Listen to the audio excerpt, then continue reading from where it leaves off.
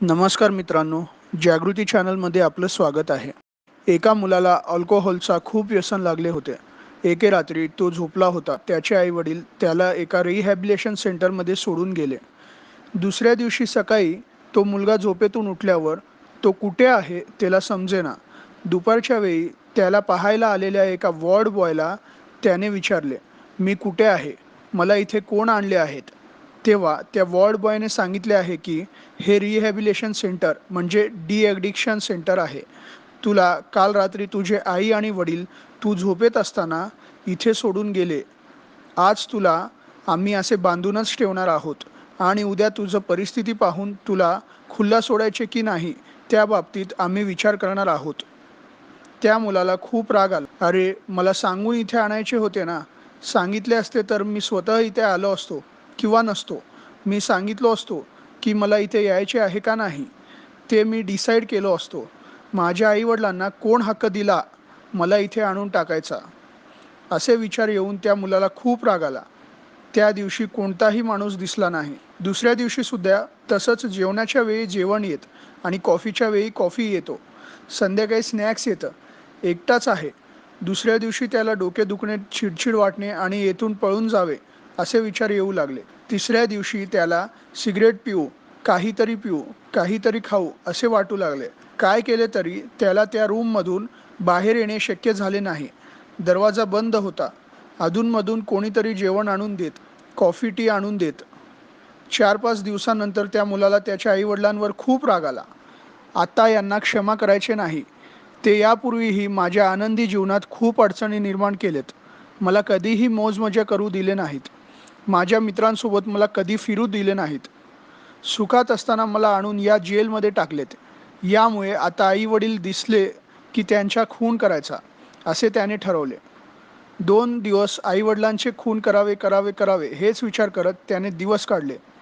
1 आठवड्यानंतर त्या मुलाला दररोज वाचण्यासाठी न्यूजपेपर देण्यात आला. न्यूजपेपर वाचत असताना त्याला एक हत्या केल्यामुळे यावज्जीवन कारागार शिक्षा पडले हे पाहिल्यावर तो विचार केला, आई-वडिलांचे खून केले तर उद्या सकाळी मला जेलमध्ये ठेवतील. आठवडाभरच मी इथे राहू शकलो नाही, मग आयुष्यभर जेलमध्ये कसे राहू शकतो? त्यामुळे पोलिसांना न सापडता खून कसे करावे? यावर खूप विचार करत त्याने 5 दिवस काढले. त्याला वाटले आपण हे सर्व प्लॅन एका कागदावर व्यवस्थित लिहिले पाहिजे. छोटे-मोठे प्रॉब्लेम आले तर आपण रेक्टिफाय करू शकतो. त्याच्या रूममध्ये त्याचे केस पेपर ठेवले होते. त्या पेपरच्या मागच्या बाजूला त्याने बनवलेले एक-एक प्लॅन लिहिण्यास सुरुवात केला. 4 दिवसानंतर ते सर्व पेपर भरले.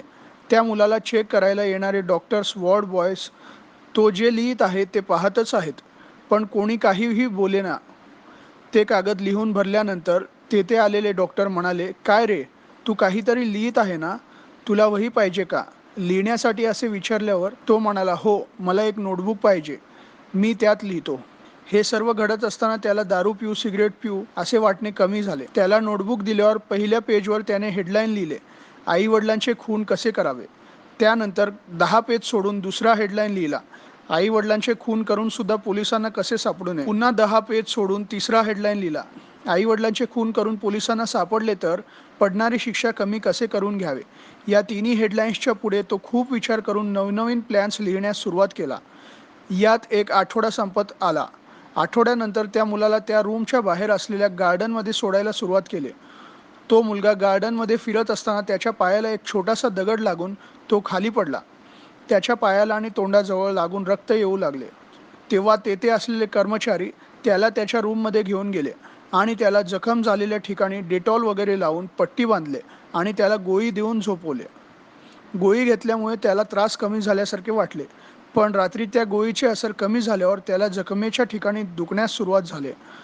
मग त्याला आई-वडिलांची आठवण येऊ लागली. वडिलांचा जास्त विचार केला नाही, पण त्याला आईचे आठवण सतवत होते. थोड्या वेळाने त्याला वाटू लागले, "मी खूप एकटा पडलो आहे. आई माझ्याजवळ नाही. मला जेव्हा ताप यायचे तेव्हा आई माझ्या बाजूलाच असायची. आई नाही. आता माझे डोकं दुखत आहे. डोकं कोण दाबेल? माझा पाय दुखत आहे. पायाला मलम कोण लावेल?" अशा विचारांनी तो खूप दुःखी होऊ लागला. असेच 2-3 तासानंतर त्याला अचानक स्ट्राईक झाले, "मी आईचाही खून केला तर मला कधी जखम झाले, ताप आले किंवा गरज पडले तर आपल्यासोबत कोण राहणार? त्यामुळे आईचा खून करू नये." तेव्हा त्याने त्याच्या आईबद्दल विचार करण्यास सुरुवात केला. तो जवळपास 5 वर्षांपासून म्हणजे त्याचे 12वीचे शिक्षण चालू असतानापासून तो पिऊन घरी आला की त्याला पाहून दुःखी होऊन रडणारी त्याची आई त्याला आठवली. आतापर्यंत त्याची आई त्याला कधी रागवलीही नाही आणि मारलीही नाही. वडीलच रागवायचे. आई फक्त रडायची आणि मग म्हणायची, "बाळ, असं करू नको, पिऊ नको," म्हणत असत. आईचा खून करायचा नाही. दुसऱ्या दिवशी सकाळी त्याने लिहिले हेडलाईन्समधून आईचे नाव वगळले आणि फक्त वडिलांचा खून करायचा असे त्याने ठरवले. कारण वडील बरोबर नाहीत. वडिलांमुळेच मी या रिहॅबिलिटेशन सेंटरला आलो आणि एक 10 पेज सोडून त्याने नवीन हेडलाईन लिहिले. आईला न कळता वडिलांचे खून कसे करावे. आईला वडिलांचे खून मीच केलो हे समजले तर आई माझ्याजवळ येणार नाही. त्यामुळे आईंना कळू नये त्यासाठी काही प्लॅन्स लिहिण्यास सुरुवात केला.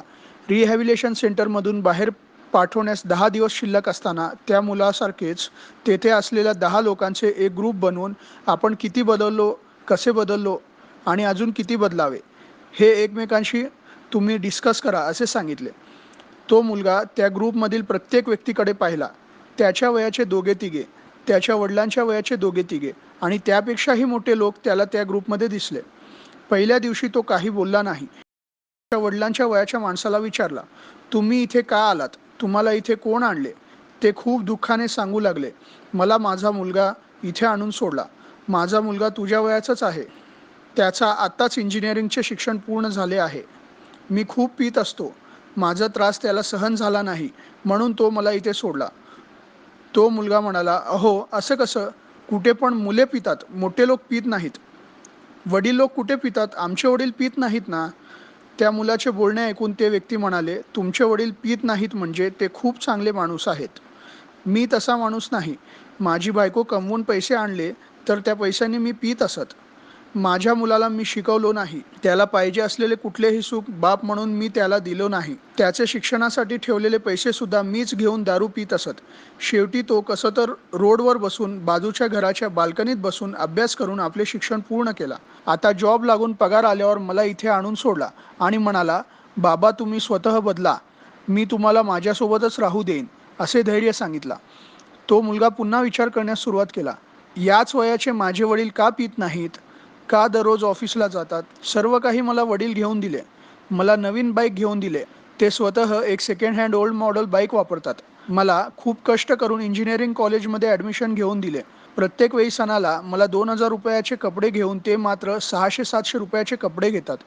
प्रत्येक वेळी माझे वडील स्वतःला ॲडजस्ट करून मला जे मागेल ते देत आहेत. पण मी का असं बनलो? आमचे वडील कसे काय तेवढे सॉफ्ट साधा-सिधा आहेत? आमच्या वडिलांचा काय चूक आहे? आणि मी काय करत आलो? असे विचार तो करू लागला. 2 दिवसानंतर त्याचे वडील किती चांगले माणूस आहेत, त्याच्यासाठी काय काय केलेत.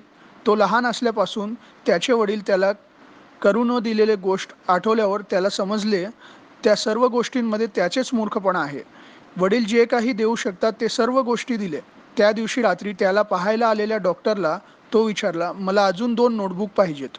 डॉक्टर विचारले, "तुला नोटबुक दिले होते, ते पूर्ण भरले का?" तो म्हणाला, "नाही, वेगवेगळे हेडलाईन्स त्यात लिहिलो. आता 2 नवीन हेडलाईन्स लिहायचे आहेत. त्यासाठी नोटबुक पाहिजे. 2 वेगवेगळे नोटबुक द्या," असे त्याने विचारले. डॉक्टर 2 नोटबुक मागून त्याला दिले आणि म्हणाले, "यावेळी तू लिहिणारे हेडलाईन्स मी सुद्धा पाहतो," असे म्हणाले. डॉक्टरांच्या समोर बसून तो मुलगा लिहिला, "वडिलांना क्षमा कसे मागावे," आणि दुसऱ्या नोटबुकमध्ये लिहिला, "मी कसे स्वतःला सुधारावे."